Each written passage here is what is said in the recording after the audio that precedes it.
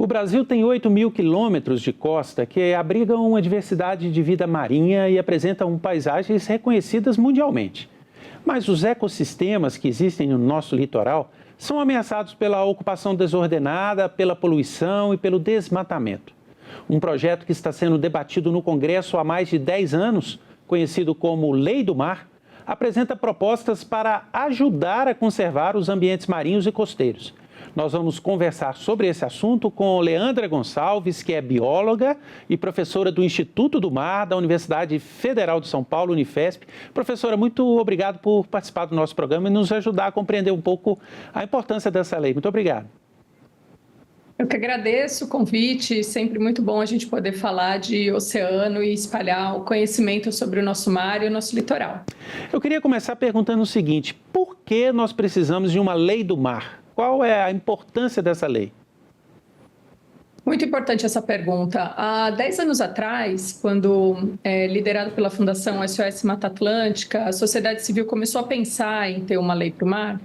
Essa discussão ela foi consequência de uma série de estudos que foram realizados que mostraram que, felizmente, no Brasil, se por um lado existe um arcabouço normativo, legislativo bastante complexo, por outro, essas normas que já existem, muitas ainda estão vigentes, elas são muito setorizadas e fragmentadas, ou seja, a gente tem um plano para áreas marinhas protegidas, um plano para exploração de petróleo e gás, um plano de gerenciamento costeiro e uma lei da pesca, uma lei do petróleo e gás. Essas leis, elas são responsabilidades de ministérios e, na verdade, eles não dialogam entre si, nem mesmo os instrumentos, nem mesmo os atores que as implementam. Ou seja, a gente sofre de um problema na zona costeira de uma eterna fragmentação e sobreposição de atribuições, de habilidades e também sobreposições espaciais. Então, essa discussão da Lei do Mar veio para funcionar, como eu sempre falo, uma coluna vertebral, que não sobreponha, que não destitua essas leis existentes, porque sim, muitas são muito boas, mas que possa conectá-las e que a gente possa ter uma gestão integrada da zona costeira, que a gente possa de fato olhar para o nosso litoral e para a nossa zona marinha e conseguir integrar essas atividades de uma forma mais harmônica. Quando nós estamos falando de lei do mar, nós estamos falando exatamente de quê? Quais são os biomas e os ecossistemas que seriam abrangidos por essa lei? Não é só o mar, né? Queria que a senhora explicasse isso. Não, não é. Quando a gente fala da Lei do Mar, que ficou popularmente, na verdade, conhecida como Lei do Mar, mas, na verdade, ela é a política nacional para uso e conservação do sistema costeiro marinho, que é uma abordagem territorial definida no mapa do IBGE desde 2019. O sistema costeiro e marinho, ele inclui toda a nossa parte costeira e também a nossa parte marinha. Então, na zona costeira, incluiria toda a parte de praias arenosas, costões rochosos, manguezais, regiões estuarinas, até mesmo considerando essa interação continente, litoral. E na zona marinha, todo esse território que a gente convencionou chamar de Amazônia Azul, que inclui desde a linha de costa até o finalzinho da nossa plataforma continental, até a nossa zona econômica exclusiva. Esses sistemas todos são integrados e eu pergunto o seguinte: um dano que afeta um desses biomas, ele necessariamente vai chegar nos outros? Como é que funciona do ponto de vista ambiental essa integração desses sistemas? Sim, o mar, tanto a zona costeira quanto a zona marinha, eles são completamente interdependentes. Qualquer atividade, qualquer alteração, seja um impacto da mudança climática, seja uma atividade da pesca, seja uma exploração de petróleo, seja a poluição que a gente vê hoje muito frequente, qualquer atividade que ocorra na zona costeira ou mesmo na marinha, por ser o mar esse ambiente dinâmico e interdependente, a gente acaba causando impactos que reverberam para além do impacto local. Então, se a gente tem um vazamento de petróleo, a gente viu isso recentemente acontecer numa área mais distante da costa, numa área mais oceânica, esse impacto chega na zona costeira. A poluição de lixo plástico, de resíduo sólido, por exemplo, que é muito comum e tem sido um problema discutido em em nível internacional, o que acontece? A maior fonte dele é terrestre, mas a gente encontra lixo plástico até mesmo nas regiões antárticas, onde, né, a gente não tem população humana praticamente, né, com exceção dos nossos centros de pesquisa. Então, o mar ele é muito conectado, até por isso as leis e as normas precisam refletir essa realidade biofísica, oceanográfica, né, ambiental do mar, ele é muito conectado. Nós temos mais de 40 milhões de brasileiros que vivem no litoral, nas cidades litorâneas. Como as cidades litorâneas se integram nesse sistema, né? Eu quero dizer o seguinte, o impacto das cidades, ele também é muito sentido por esse ecossistema, pelo mar e por tudo que integra esse ecossistema? Sim, muito. E não somente as cidades, né, costeiras impactam o mar, como o mar também impacta as cidades costeiras, porque assim é indissociável. Então, se por um lado a gente tem hoje, pela última lista do Ministério do Meio Ambiente, cerca de 400 municípios costeiros, né, esses municípios geram uma série de impactos no nosso litoral, na nossa parte marinha, né, e costeira. Então, por exemplo, impacto de resíduos sólidos, porque a gente não tem um bom tratamento do nosso resíduo sólido no âmbito urbano, gera problema de contaminação por parte dos esgotos domésticos, porque a gente também não tem 100% de saneamento na nossa zona costeira, a gente tem impactos de erosão, porque também nós temos uma ocupação costeira bastante desordenada e muitas vezes isso gera processos erosivos. Então, sim, a falta de uma gestão adequada e integrada dos municípios costeiros gera uma série de impactos no nosso mar. Por outro lado, o mar também traz uma série de impactos para a zona costeira. Hoje a gente fala muito da questão dos impactos das mudanças climáticas, né? Como a gente tem uma série de questões que estão alterando, né, as condições oceanográficas, por exemplo, aumento de maré, aumento da densidade, aumento da temperatura, a gente tem notado cada vez mais frequente eventos climáticos extremos, como, por exemplo, a elevação do nível do mar, ressacas, né, à beira-mar, e isso é um impacto do oceano nas zonas costeiras. Obviamente, isso é causado por uma série de outros fatores externos, mas sim, a gente tem hoje essa preocupação nas cidades litorâneas, né? Como que a gente constrói cidades, territórios que sejam mais resilientes para conseguir acomodar o impacto atual que a gente tem com os eventos climáticos. Nós já teríamos situações no Brasil em que essa ameaça às cidades se mostra num nível alarmante. O que eu quero dizer? Já há áreas em que o oceano ameaça ou começa a ocupar o território das cidades de forma irreversível? Existem muitas cidades onde o processo erosivo é bastante avançado, né? E a gente nota que essas cidades são cidades, por exemplo, Rio de Janeiro, Recife, o próprio litoral de São Paulo mesmo, onde eu resido, onde fica a universidade, né, o Instituto do Mar. Então, sim, cada vez mais a gente nota o avanço do mar nessas cidades costeiras. Balneário Camboriú, o litoral de Santa Catarina, né, a gente tem uma série de problemas. O próprio desastre que nós acompanhamos, né, no Rio Grande do Sul, nota também essa questão. Tem uma relação muito forte entre as cidades costeiras e o oceano, né? Para o bem e para os impactos também. A senhora disse no início da nossa entrevista que um dos grandes problemas hoje é que há uma fragmentação de legislações, de órgãos com competências para tratar do tema. E a Lei do Mar, num certo sentido, iria integrar, né, possibilitar esse planejamento mais integrado. Como é que isso pode ser feito a partir dessa lei? Porque essas outras legislações continuarão existindo, há competências que são dos municípios, há competências que são dos estados, há competências da União. Como é que uma lei do mar pode integrar essas competências e as outras legislações? A ideia é que ela tenha um mecanismo de gestão e governança que hoje a gente ainda não tem para a implementação dessas políticas públicas. Ela seria feita por meio de um comitê implementador que incluiria diferentes ministérios e que pensariam as implementações dessas políticas de forma integrada. Hoje, na verdade, embora a gente tenha problemas interconectados no nosso oceano, a gente olha ali os ministérios, olha as estruturas, né, de órgãos federativos, órgãos subnacionais, de uma forma também muito separada.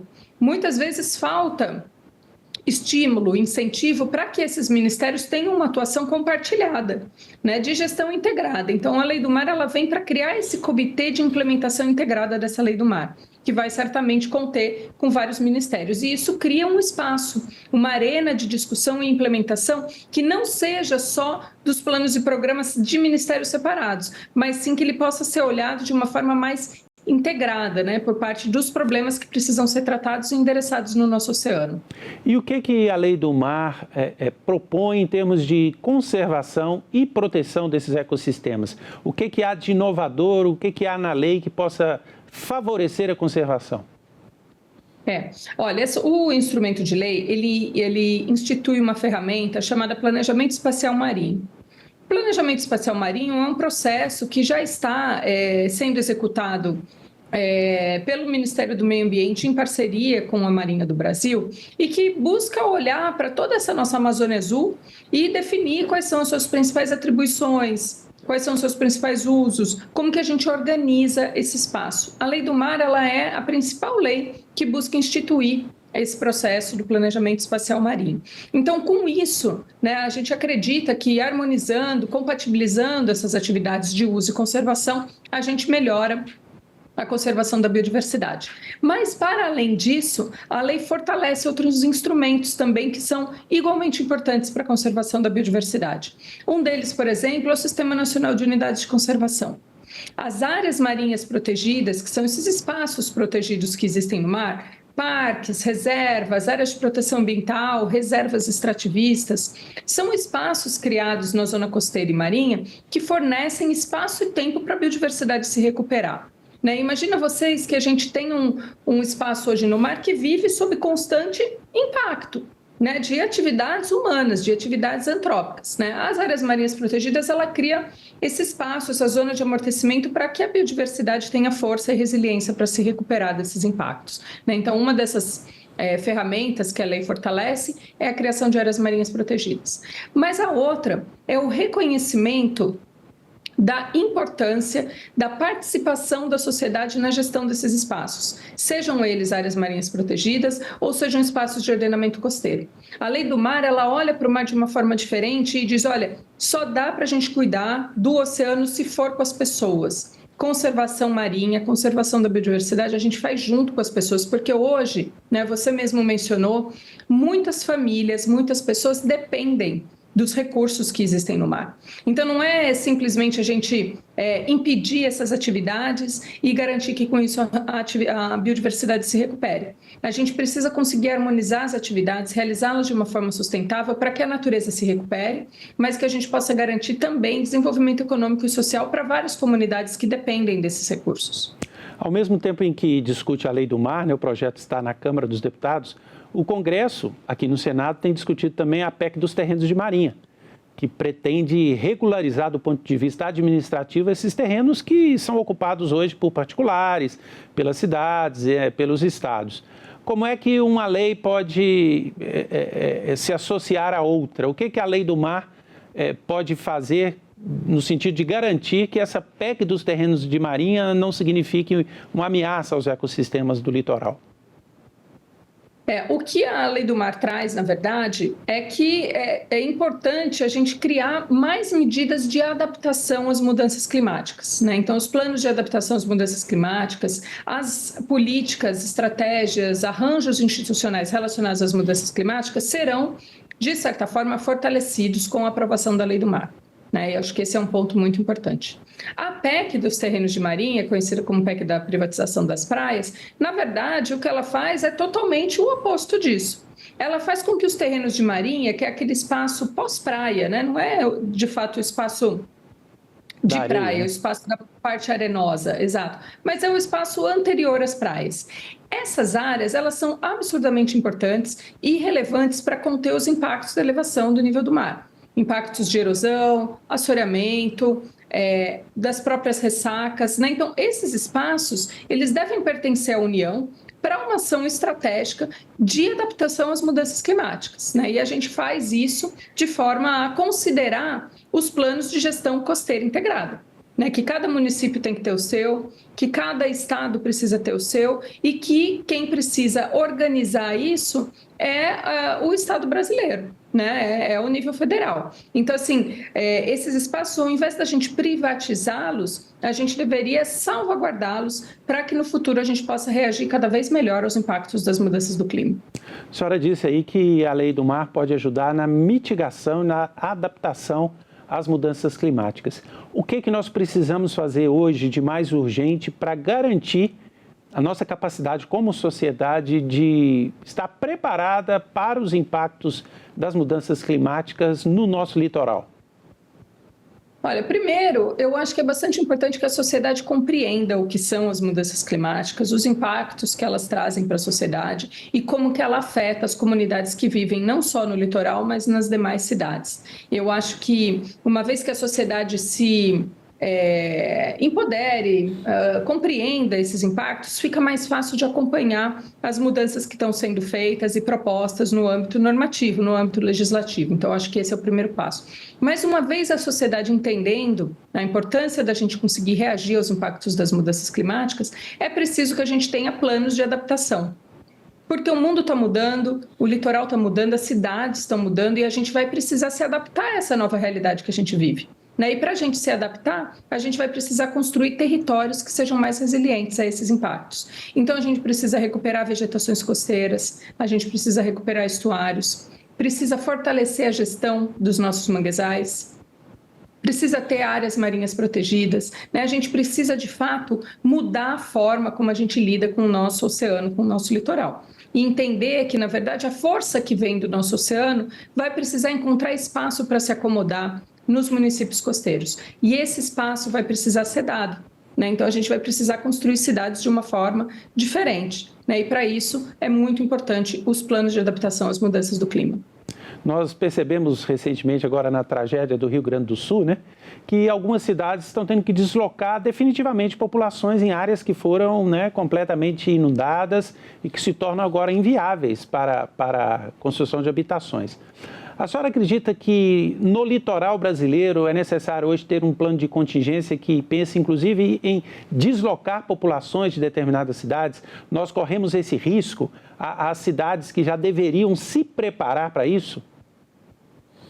Com certeza. Isso é muito prioritário, A gente já tem, a ciência já indica modelagens, previsões de impactos que vão acontecer nos próximos 5, 10, 15, 20 anos. Então, ou seja, já existe informação científica sobre as projeções de elevação do nível do mar, de erosão, de inundação, de ondas de calor, ou seja, os impactos de eventos climáticos mais extremos estão extensivamente mapeados. É claro que existe variação, incerteza, lacuna, mas a gente já tem informação suficiente para saber isso e é preciso que as cidades se preparem.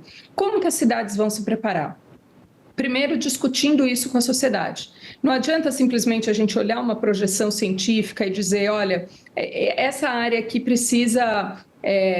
essa população precisa ser removida. Não é simples assim. As pessoas moram naquele território, as pessoas têm relação com aquele território. Então, as ações, elas variam caso a caso, mas elas precisam ser discutidas com os moradores, discutidas com as cidades, para que esse planejamento seja, de fato, participativo. Porque envolve a vida das pessoas, envolve a história dessas pessoas, envolve a construção de famílias e bairros. Então, é preciso que seja uma discussão compactuada com a sociedade.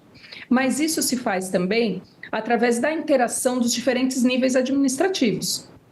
Então, a partir dos dados científicos, Estado, União e municípios precisam discutir os planos municipais de adaptação climática, porque o impacto certamente ele é estrutural, mas a atividade ela é certamente estrutural, mas o impacto acaba ficando na cidade, acaba ficando no município. E para que essas cidades sejam redesenhadas, pessoas sejam realocadas, o desenho e a conformidade das cidades mude, é preciso de discussões participativas em âmbito local, no território. Então, o plano diretor precisa mudar, os vereadores têm que entender o seu papel nessa discussão, mas não dá para fazer num processo de cima para baixo, ele precisa ser construído junto com a sociedade.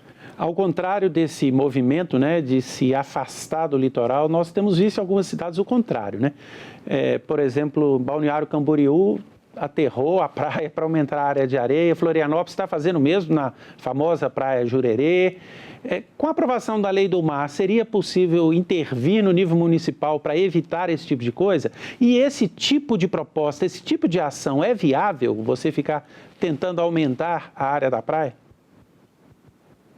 A Lei do Mar, ela não cria nenhum mecanismo de proibição para essas ações em nível municipal, não só para essa questão da engorda de praia, mas nem para outras ações. Ela é uma lei que cria princípios de gestão, né? Ela recomenda, ela incentiva, ela demanda que essa gestão seja feita de forma integrada, né? Então, ela não proíbe que isso seja feito, porque esse território é um território que é administrado pelas prefeituras, né, pelo órgão municipal. Mas ela indica caminhos, né, de fazer essa gestão de uma forma mais integrada, né, e isso vai precisar ser obedecido pelos 3 níveis administrativos, né? Então, acho que esse é um ponto importante da gente salientar. Alguns municípios, né, como Camboriú, Florianópolis, algumas cidades do Nordeste, também no Ceará, Natal, a gente já viu esse movimento de engorda de praia. Ela é uma solução que existe, sim, para a gente conter os impactos da força da maré, né, alguns impactos assim. Mas são soluções que elas resolvem num prazo muito curto, né? Elas não são soluções a longo prazo, né? Então, assim, eu acho que o que os tomadores de decisão precisam entender é justamente esse aspecto dinâmico que tem a zona costeira, justamente esse aspecto dinâmico que tem a força da maré, os processos oceanográficos, os processos de erosão, né? Então, assim, não funciona simplesmente a engorda de praia. Ela é apenas uma parte da solução. A gente precisa acoplar essa solução com diversos outros arranjos, porque senão ela dura simplesmente um período eleitoral, mas não resolve o problema de uma cidade que está sofrendo impacto com as mudanças do clima. A gente fala muito do que está acontecendo agora, mas no passado nós tivemos no Brasil muito isso, né? O Rio de Janeiro, por exemplo, você tem ali áreas que foram aterradas, né? Na região da Bahia, de Botafogo, mesmo em Copacabana. Isso pode ser feito sem impacto ambiental? É uma solução que deve ser absolutamente descartada ou em determinadas situações ela é viável? Não existe nenhuma solução que a gente realize numa área ambiental que ela seja impacto ambiental zero. Sempre vai haver um impacto ambiental e aí sempre existirão formas da gente compensar esse impacto ambiental. O problema dessas áreas aterradas, de construções em áreas de manguezais, em áreas alagadas, é que hoje a gente vê que ao longo do tempo esse impacto ele acaba aparecendo. Então, áreas alagadas, por exemplo, aqui na Baixada Santista mesmo, a gente nota que as construções que foram feitas em cima de áreas alagadas, hoje elas têm uma tendência maior à inundação, né? Então, é possível a gente aterrar certas áreas para construção? Sim, é possível, mas é também previsto que hajam impactos. Então, assim, uma solução ela nunca pode vir sozinha, ela sempre tem que vir junto com um arranjo para que a gente possa, a longo prazo, prever o que vai acontecer com as decisões que a gente toma no presente, né? A gente não pode imaginar que a gente vai usar uma solução a curto prazo e jogar esse problema mais para frente. Eu acho que o que a gente precisa cada vez mais é tomadas de decisões que se antecipem a problemas, que planejem o presente pensando no futuro, né? E não que a gente crie soluções agora para depois ter que resolver esse problema. A Lei do Mar ela prevê também a criação de fundos, né? Fundos para financiar essa conservação. É importante ter esses fundos? Nós temos recursos suficientes para fazer esse trabalho de preservação? Isso parte de um diagnóstico muito permanente aqui no Brasil, de que muitas vezes a gente tem muitas leis, mas essas leis sofrem de um problema de implementação. E a maioria das vezes, né, existem, obviamente, várias causas para baixa implementação de leis aqui no Brasil, mas uma delas é a falta de recurso para essa implementação. Infelizmente, o orçamento, ao longo dos últimos anos, para as áreas ambientais tem sido cada vez menor, tem sido cada vez mais impactado. Então, assim, de fato uma questão bastante séria. Então, a ideia de se criar uma lei com um fundo específico para sua implementação é a tentativa de garantir que ela tenha recurso para funcionar, para ser implementada, para que os ministérios possam, de fato, se organizar entre si e conseguir implementar o que determina essa lei do mar, né? Eu acho que hoje a gente tem uma série de problemas com leis que não funcionam no Brasil, porque simplesmente a gente não tem recurso para executá-la. Professora Leandra, do Instituto do Mar da Universidade Federal de São Paulo, muito obrigado pela entrevista, por nos ajudar a compreender a lei do mar que está sendo debatida no Congresso à espera de votação. Muito obrigada, foi um prazer contribuir com vocês.